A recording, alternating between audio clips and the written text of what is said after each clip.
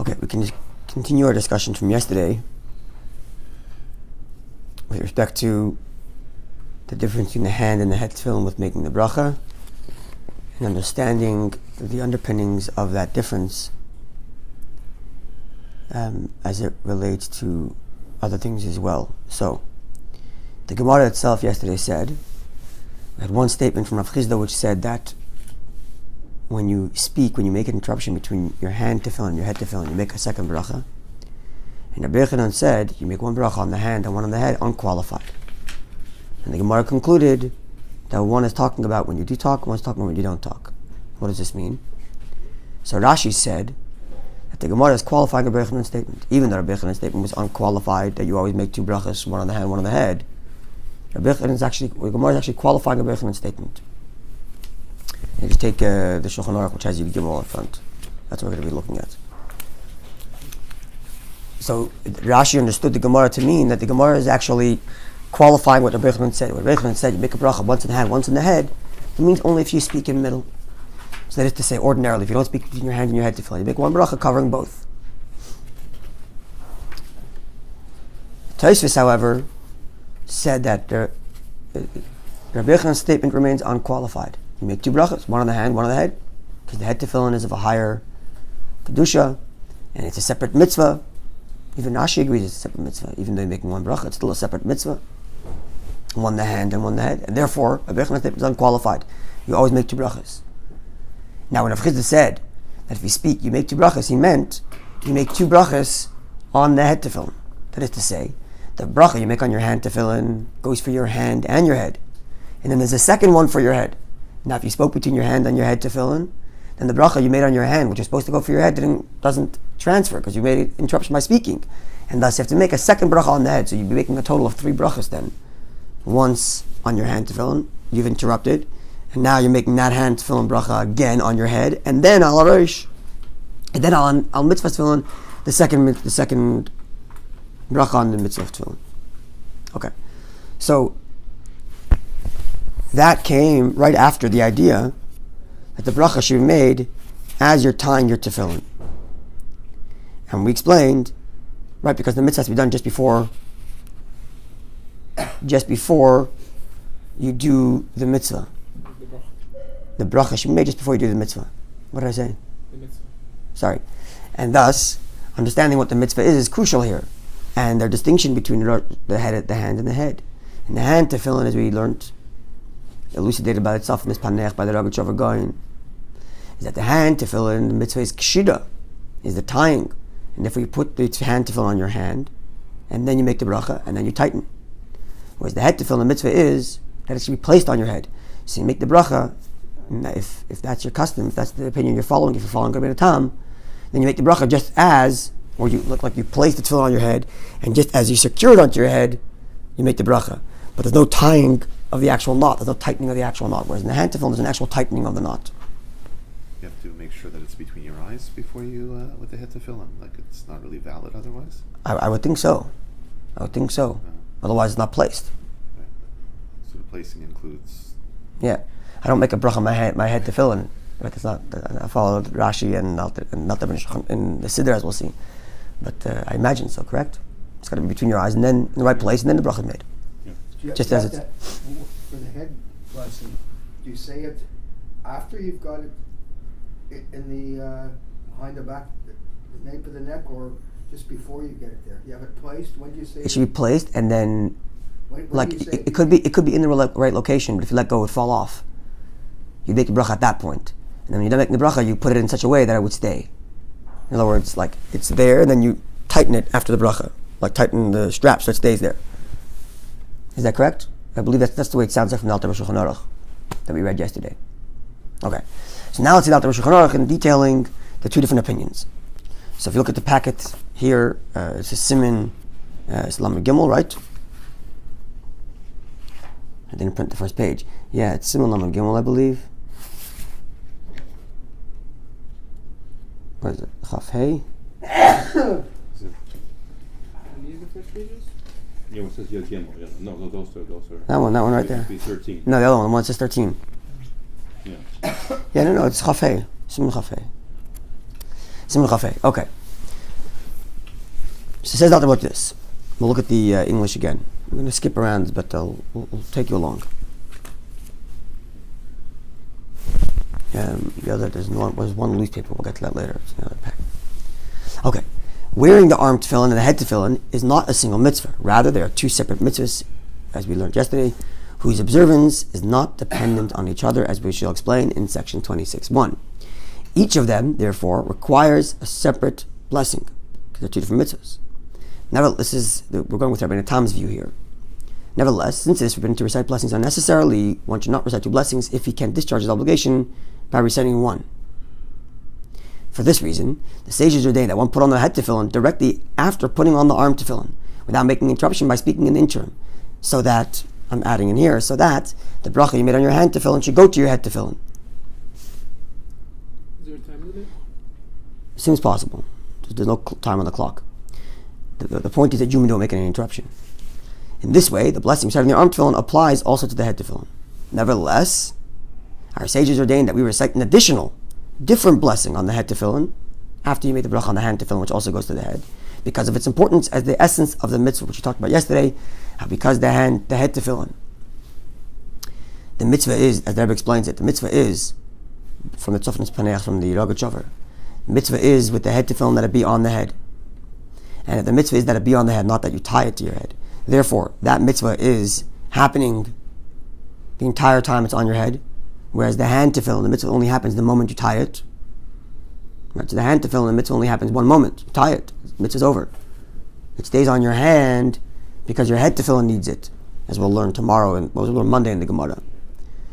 But the head tefillin, the mitzvah extends so long as it's on your head, and therefore it's the primary. And moreover, not only is it the primary mitzvah, and that's on your head the whole time, it has greater measure of holiness. How is that? For it comprises four compartments, number one, as opposed to one compartment on the hand, and has the letter shin embossed upon it. Thus, because of its prominence, it warrants a separate blessing. This idea of the shin we mentioned before, it has higher holiness because it has more of Hashem's name. Shin on the actual tefillin, plus the daled in the back, whereas the hand tefillin only has the yud. Okay. Now let's go to, you can look at the other halachas later if you want for more details. Then Alter says the two brachas, one is Asher Kedishanu, one is Laniach, one is Al Mitzvah tefillin, as we learned in the Gemara. Now go to the third page, number 17. 17 we did yesterday. This is when he said the mitzvah, the bracha should be done just before you do the actual mitzvah, and therefore the hand tefillin just before you tie it, and the head tefillin just before it's positioned. And then 18. Now, as explained, it's forbidden to make an interruption by speaking between putting on that arm tefillin and putting on the head tefillin. We mentioned this in the first paragraph we read, because the hand tefillin bracha should extend to your head, even though you're making another one on the head tefillin. If one did make an interruption, then the blessing recited for the arm tefillin does not apply to the head tefillin, and you must recite two blessings for the head tefillin, Lahaniyat tefillin and Al Mitzvah tefillin. This is Rabbi Tam. Does he define what interruption means? Yes, in the next 1, 2, 3, 4 paragraphs, which I suggest you read later. We're not going to read them now, but it does define them. But the primary is that anything not related to tefillin talking. So, pass me a tefillin is not considered interruption, even though he says you shouldn't do that either. Look in 19 and 20. Someone says good morning to you, you turn your head, you nod, something like that. Is that considered? Even that, he says. Look in number 20. Moreover, between putting on the arm tefillin and the head tefillin, it is forbidden even to signal by winking or pointing. Whoa. Yeah. It should be, even if not necessarily speaking of the bracha, if it's related to the tefillin, but still he's very strict about not doing anything. I suggest reading those 19, 20, 21, 22 with respect to hearing Shema, hearing Kaddish, hearing Baruch Hu, all kinds of details. That's why the tzedakah collectors, you put them in the middle and they leave you alone. You know they'll bother you in Milosh Because Manaseh. they don't want you to do it in the hefsek between them. At least they're respectful there, yeah. Okay, now 23. Now, I shouldn't have said that, it's not nice. Okay, 23. Now we have other opinions.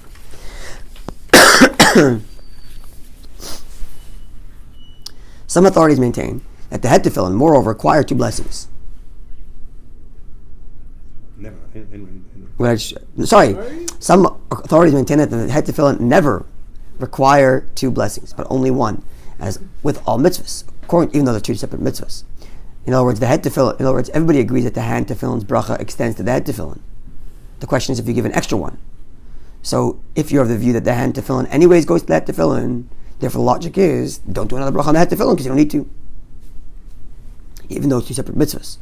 So according to this view, the blessing al mitzvah tefillin and for the head tefillin was instituted only when one makes an interruption by speaking between recitation of the blessing of the arm tefillin and putting on the head tefillin. This is the Sephardic custom. Beis Yosef is of this view. That, like Rashi, that the bracha is only made, a second bracha is only made if you speak. If, however, one does not interrupt, the blessing, la'niach tefillin, recited on the arm tefillin, applies to the head tefillin as well, and therefore no other bracha is made. The custom in these countries, that is to say Ashkenaz, is to follow the first opinion, that is to say making two brachas. This is the Ramah. Nevertheless, as an additional safeguard, it is proper to say Baruch Shem Kvei Malchus Va'ed, which translates as blessed be the name of the kingdom of his glory forever and ever, after the blessing on mitzvah and after making the second bracha on the head. Wow. Why? Because, as is done whenever a blessing is made recited in vain, as we'll explain later in section 206.13. In other words, the halacha is that if one makes a bracha by accident, so you said God's name in vain, so you don't want to do that. So what do you say? You say, blessed be the name of the glory of his kingdom forever and ever. And thus, what you're doing is, you're retroactively making your bracha not in vain, because you recited Hashem's name in the bracha, but now you're concluding by saying, praising him. Okay, so it's not in vain because you praised him.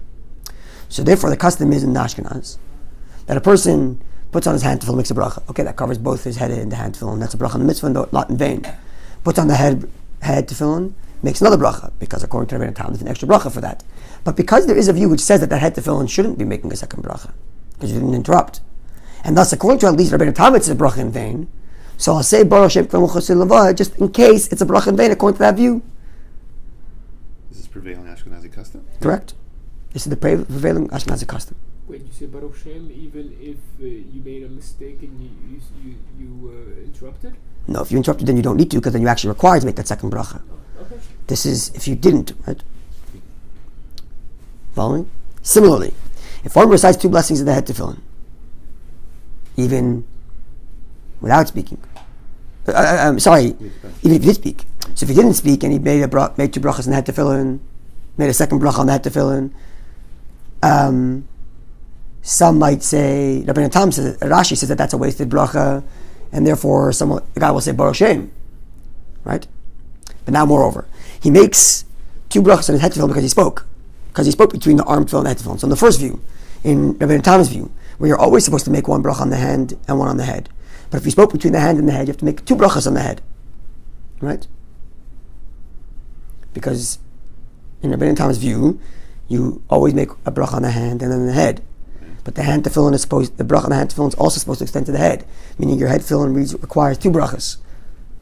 And now you spoke. You mean the one for the arm and the one for the head? Yes, you have to When make it say twice. two brachas, you mean? Okay. Again on the head, Okay. Rabbi Tam's view.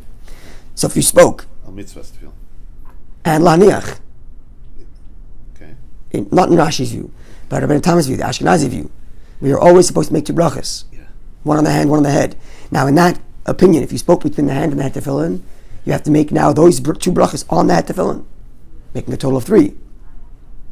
What's the third bracha? The twice la'niach, once on the hand tefillin, you spoke, and now again not la'niach, and then al mitzvahs. Oh. So that you can get the la'niach on your head also, right? So now, if that's what happened, he should say Baruch Shem Kvei Malchus Levad after the second blessing also. If according to the second opinion mentioned above, Rashi's view, the first blessing was recited in vain. According to Rashi's view, if you spoke between your hand tefillin and your head tefillin, what are you doing? Only a total of two brachas, one on the hand, one on the head. According to Rabbi Tam's view, if you spoke between the hand tefillin and the head tefillin, you're making a total of three. Once on the hand tefillin, you interrupted, ruined that, you say that one again, plus al mitzvahs. Which means, according to the opinion that says, according to Rashi's opinion, when you're making a total of three, one of those three was in vain.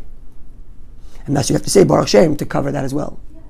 But that's a bracha. Following? Right? Which is why you're making Baruch Shem. Following? So you're always making Baruch Shem. In Ashkenazi version, you're making Baruch Shem. That's the point he's making. That's right. Well, Either way, Rashi or Rabbi. that's right. Either way, you're following. Whatever you're doing, according to one opinion, one of your brachas might have been in vain, and must make Baruch Shem. Even though according to your opinion, it's not in vain. It's supposed to be that way. Right? So also, we're saying this first blessing, on the head tefillin, he should touch the arm tefillin. Meaning, this is crucial also for Ashkenazi custom.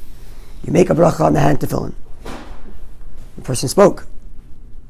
in Ashkenazi custom, following Rabbi Tam. You're putting on the head tefillin, make two brachas. One because you've ruined your hand tefillin bracha, and one because the head tefillin requires own bracha. Now, when you're making that bracha again, laniach tefillin, because you ruined your hand bracha, that's all supposed to go to your hand. But you're putting on your head tefillin, so what do you do? So why are you making that bracha? You should touch your hand tefillin. So it extends there too. And then you're making Baruch Hashem, because at least according to the other opinion, one of the brachas was in vain. Wow, what a roundabout way to do it. So it's a lot of details involved here. So that's why I make sure I don't speak when I'm Yes, indeed. in my head. Even winking, even nodding, as we learned. Don't talk, don't do anything. Even winking or even Put on nodding. the So fill agree and with concentrate you on on that that. Whenever I get shit. into these situations, I just make sure I just like. Just don't speak. And you know what? And by the way, There's- it's important to set parameters so that people know who you are. They don't. 99.9% of people don't bother. Anybody who comes to shul regularly knows between hand tefillin and head tefillin don't bother somebody. 80+% of people. I was always on my hara. So when you're done, you go to the person politely and say, "Look, I'm sorry I didn't respond to you, but there's halacha, I can't speak with my hand head tefillin. Nice to see you. Good morning." people That's all. think I was rude. Yeah, you don't. 2 minutes later, you can fix it all up. You do, but why bother talking to the person? The person's going to tell you, "Don't tell me what to do." For being polite and explaining yourself. Doesn't matter. Okay. Such people, you don't have to explain anything. Okay, so it concludes You're here. in a civilized congregation here. I'm Okay. talking about a normal congregation. Okay, you people don't understand. Okay. what we have to Normal, deal- uncivilized. This is- what we have to deal with. Yeah. Okay. This is regarded as if you were not by touching it when he makes the bracha again. This is regarded as if you were now placing it on his bicep, and thus there's a reason to recite the blessing on the tefillin to cover the hand tefillin as well. Okay. So this is the halacha application of these two things. As you'll note, the Alter Rebbe does not mention Chabad custom here. He just writes the custom here in Ashkenaz is to do both. How can you touch your hand tefillin? You put the bracha, you put it on your head. Oh, You put make it on two. your You head? make both brachas, and you touch it while you make this bracha laniach. It's very simple. You said the first one, and then you put it. He spoke, so he's doing it now when he puts on his head tefillin. Okay, so the headphone stays on the head. You touch the hand tefillin, you do the Laniach. Yeah. and then you touch the head tefillin and you do Al mitzvahs. Yeah, so it seems. Okay. Okay, so you'll notice Alter Rebbe does not say what Chabad custom is. He just says that the custom here in our countries, meaning Ashkenaz, is to do it the way Rabbi Tam says with Ramah, that is to always make two brachas. In the Siddur, I mentioned this before, the Shulchan Aruch was written as a consolidation of the preceding opinions. And therefore, oftentimes, Alter Rebbe will write in the Shulchan Aruch that the prevailing custom is to do X, Y, and Z, because that's the prevailing custom. Because he's consolidating all views, but not necessarily does it reflect his own personal view, and therefore what he expects of his own followers. Even though Shulchan Aruch for the masses, here's the consolidated halachic view. So in his own personal view, as he expresses it in his Siddur, is like the Sfardim, is like the Beis Yosef to only make one bracha. So, which is interesting, because the language is precise even in the Shulchan Aruch. Because you'll note, a lot of times, when there are two views, not everyone wants to tell you what's the primary, he'll say, Ha'ikar kisvar d'shayna. The primary follows the first opinion, or the primary follows the second opinion. Here he doesn't say that. But here he just says the custom in these countries. Not saying what he thinks personally the primary is. But this is the custom in these countries. But it's clear from his Siddur that he writes clearly that he's of the view that only one bracha should be made unless interruption is made. And that remains the Chabad custom. And this follows Alter Rebbe's view, generally speaking, that to minimize in brachas so as much as possible, for the fear of saying Hashem's name in vain, like the Beis Yosef, like the Sfardim, minimizing the amount of brachas as much as possible. Okay. But you have to have in mind, right, when you say the Lehaniach Tefillin, It's going to your head, yeah, that for you have everything. in mind that this bracha is applying to my head Tefillin. Yep. too, right? He doesn't say so explicitly, but that's the implication. Laniach tefillin is going for both. Logically, it should. Logically, it should be. Because if you're only thinking, okay, this is my hand tefillin, then you just put on your head tefillin. Yeah. It doesn't make sense. Yeah. There has to be some bracha for it. Anybody who's accustomed to doing it this way would probably automatically, at least subconsciously, know that I'm making a bracha now for both my tefillin. Yeah. It would be almost Yeah. Isn't tefillin a given, yeah, accepted, a given. Isn't tefillin a pair? It's two different mitzvahs, as we've been explaining for the last 2 days. So it's 613 mitzvahs. There's two mitzvahs. Yeah. That's correct, as we explained Really? the last 2 days at length. Okay, so getting to that. Let's say for someone doesn't have an arm at all. He still puts on the head tefillin. Or let's say, for example, he doesn't have a head tefillin. Okay. It's only his arm tefillin. So we talked about yesterday. I want to get a He little. doesn't have a head. Okay. The head joke is raised. And then he's Okay. taught different tefillin. So we talked yesterday about the Two distinction. heads, they tie me. What- This is raised also. That's Folks, we don't have a lot of time. I want to cover this. Simon. Simon's twins, yeah. I want to add something very important here. Okay. So we talked about yesterday how the two mitzvahs how two tefillin are two separate mitzvahs, and the distinction between them. That the hand tefillin is about tying it, the act of tying it, and the head tefillin is about having it placed on the head. Rabbi has a beautiful sikha on this long talk explaining this.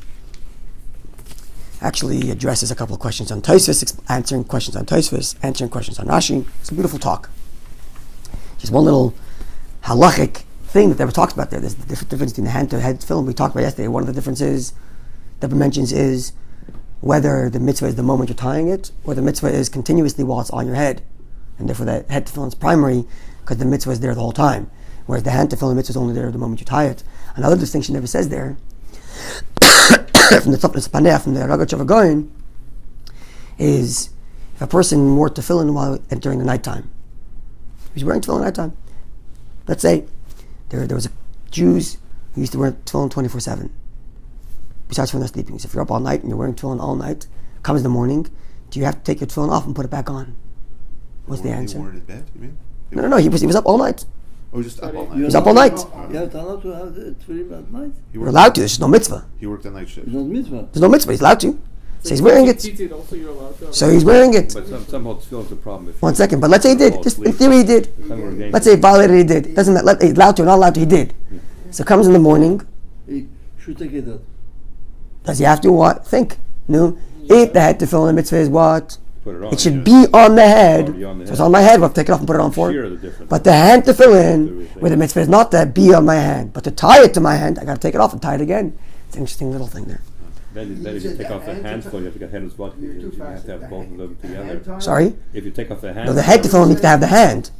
But the hand doesn't have to have the head all the time. No, but when you take off. Oh, yeah. Right, Yeah, they just stuck. exactly. That's right, Or yeah. take it off because That's of true. the loophole. Because Yeah. Chaylev next Gemara, that's true. That's a good point. Yeah. But anyway, okay. So you don't take it out of the hand. You take it out and you have to further head up there. Yeah, we're going to get to that next week, God willing. Okay, so there's a sheet here, and one more sheet which has Yud Aleph, it's the preceding page from the packet here. One page. Okay. And here the Alter Rebbe talks about the kavana, the intention a person ought to have while he makes the bracha for tefillin. And in there, we'll see a little bit alluded to the distinction between the hand and the head tefillin, and not just in halach as we just described it, but in their kavana, in their mystical meaning. And then we'll see how that mystical meaning lines up with the halachic difference. Okay. So halacha Yud Aleph. Oh, these are the four expressions. That's right. When putting on tefillin, one should keep in mind the following items. That the Holy One, blessed be He, number one, that the Holy One, blessed be He, commanded us to write these four passages. We speak of the unity of society. Number two. Number one, that we have in mind that Hashem commanded us to write these four passages. Number two, these four passages of unity of God, and number three, the Exodus of Egypt, and to place them on the arm opposite the heart and opposite the head. So those are the four things you have in mind. Hashem commanded us that there's the unity of Hashem, that remind us, takes us back to Egypt, and it's opposite the head and the heart. There's a beautiful passage in my Ashkenaz Siddur that That has those four details. Then he elaborates. Should we do this before This the we should blessing do. or after the blessing? Sorry? He has this in mind while he puts it on. Prior to the blessing. When Prior to the you're, blessing. when you're saying the blessing, you're thinking of the You bracha. have it in your On head those while you're times, they didn't doing have it. So you Rashi, have to- Rabbeinu time. Only one, that's it. That's the machlokes. We talked about that at length here Yeah, also. you think Okay. prior to the blessing. This we should do in order to remember the first he lists what the things you have to think about are. Commandment, unity of Hashem, Exodus from Egypt, and head and heart. Opposite the heart and on the head. Are we obliged to do this? I mean, Yes. do it. Okay. Does it invalidate your mitzvah? I don't think so. But this is what you should do. Okay. Then he elaborates this. Let's move forward.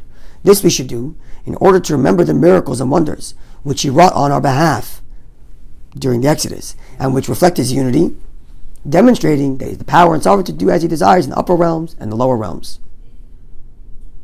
So this is the first items. He commanded us, he showed us miracles in Egypt, and those miracles express his unity, in that it's not God and the world are separate items, but God is infinitely powerful everywhere, thus expressing his unity. This is an elaboration of those ideas. Now for the last idea of the head and that it's opposite the heart on the head.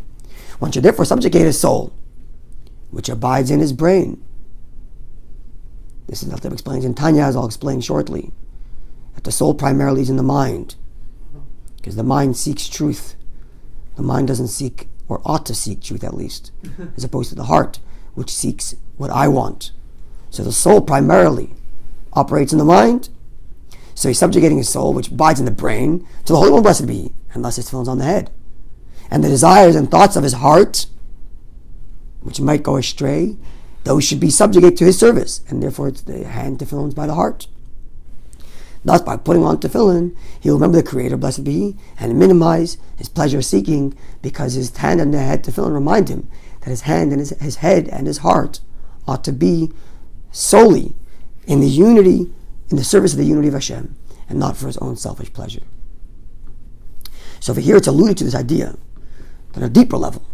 The difference between the hand and the head tefillin is the head tefillin is binding one's mind, where the soul is, versus binding one's heart on the hand tefillin, which is where one's lust and desires are.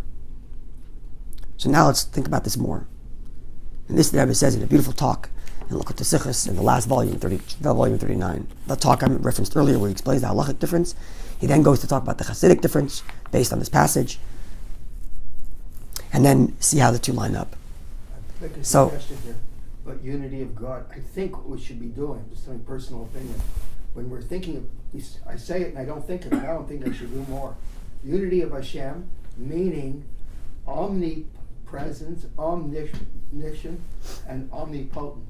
If you put the letters P, K, N for knowledge and P in your head, as you're saying unity, think of P, K, N, and P, so you're thinking of the three.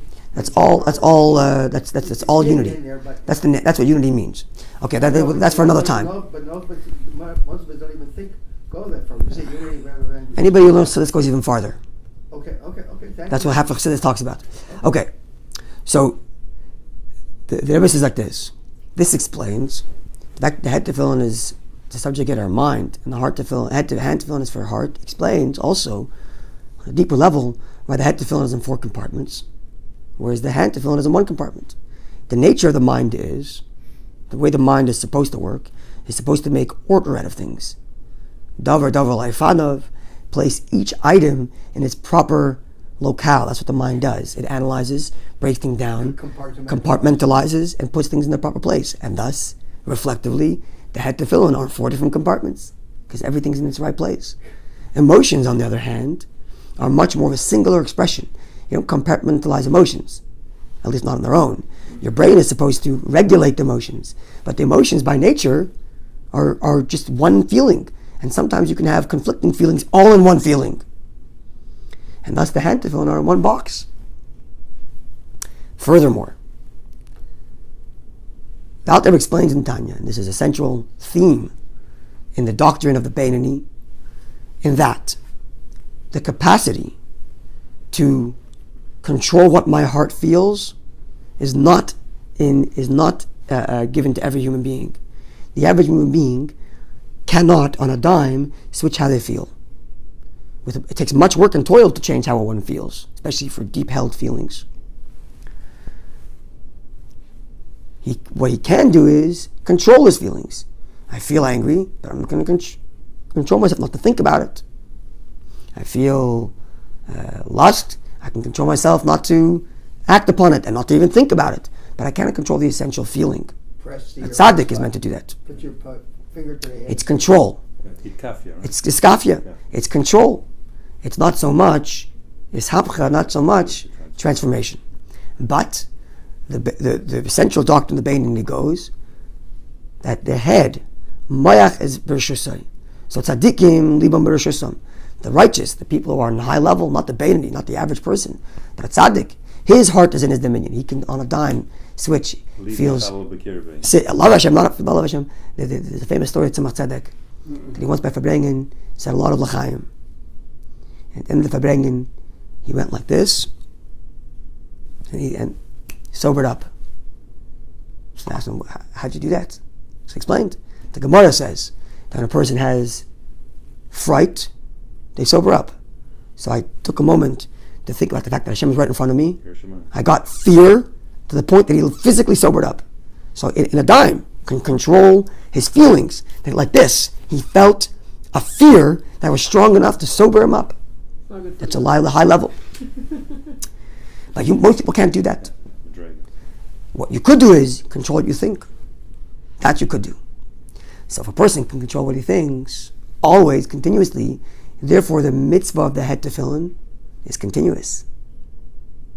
We finished saying that the mitzvah of the head tefillin is that it should be on the head. So long as it's on the head, the mitzvah is being done. Because you can continuously control your mind. But what's the control I have in my heart? Not a full-time control, but the binding. I can regulate it. So what's the mitzvah of the hand tefillin as it reflects and as it relates to the heart? It's not that I have full control the whole time. I can't. But I can hold it in place. I can bind it. And there's the mitzvah of the hand tefillin. But in addition to that, while my head tefillin is on, I have to have my hand tefillin on also. Meaning to say, if I'm going to properly control my mind and focus it properly on Hashem, I have to have the bind on my heart tefillin so that my heart doesn't distract my head.